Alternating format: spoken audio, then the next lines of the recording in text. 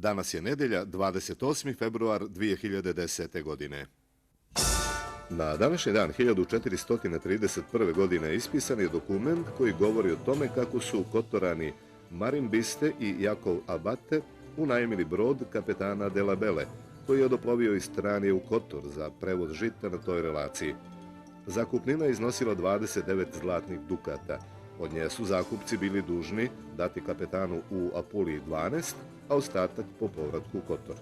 Najstariji dokument iz 12. vijeka, premda se ne nalazi u istorijskom arhivu Kotora, govori o živoj pomorskoj trgovini grada sa mjestima na istočnoj i zapadnoj obali Jadrana.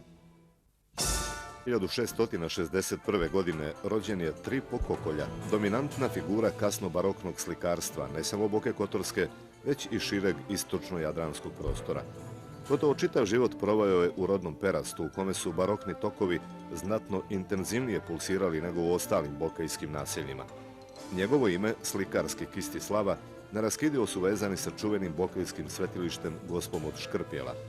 O tome gdje se školovao nema podataka, ali je izvjesno da je, boraveći u Veneciji, pomno pratio i upoznavao savremena i nešto starija slikarska ostvarenja. Pod pokroviteljstvom Andrije Zmajevića oslikao je unutrašnjost Gospe od Škrpjela, crkvu Svete Ane iznad Perasta, potom palatu svog velikog mecene, a svoje umjetničke tragove ostavio je i na nekim dalmatinskim ostrvima. Umro je 18. oktobra 1713. godine. 1937. godine odlukom Opštinskog vijeća grada Perasta, na temelju zbirke eksponata sakupljenih donacijama ili otkupom tokom 19. i početkom 20. vijeka i vrijedne arhivske građe opštine Perast od 1441. godine, osnovan je Muzej grada Perasta. Jedan je od najstarijih muzeja u Crnoj Gori i po bogatstvu i značaju eksponata zauzima posebno mjesto među muzejima na istočnoj obali Jadrana, koji se bave istorijom pomorstva. Izuzetno su vrijedna svjedočanstva prošlosti ovog grada iz 17. i 18. vijeka, kada je Perast doživio najveći ekonomski i kulturni uspon tokom epohe koju su obilježili čuveni Peraštani Tripo Kokolja, Matija Zmajević, Marko Martinović, Petar Smekja, Vicko Bujović, porodice Visković, Bronze, Balović, Mazarović i mnoge druge.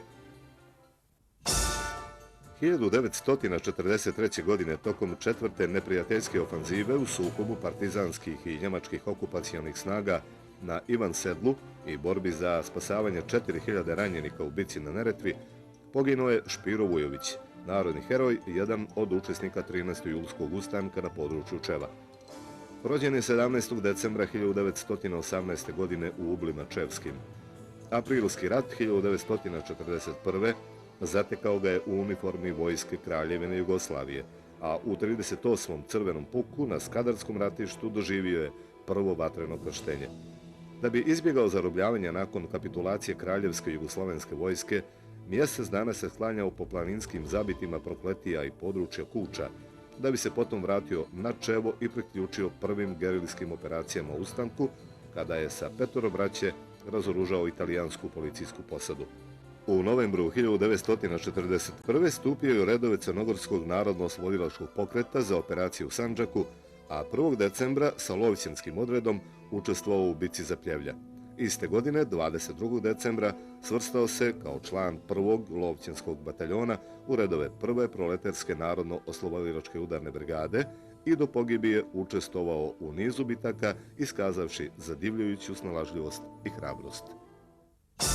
1994. godine umro je Ljubomir Rašović, jedan od najpoznatijih stručnjaka iz oblasti hirurgije na prostorima bivše Jugoslavije. Rođen je 6. jula 1910. na Fundini. Medicinski fakultet završio je u Beogradu.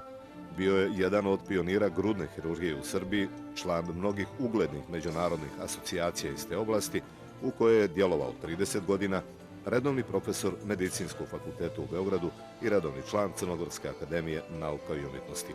Publikovao je preko 200 naučnih i stručnih radova.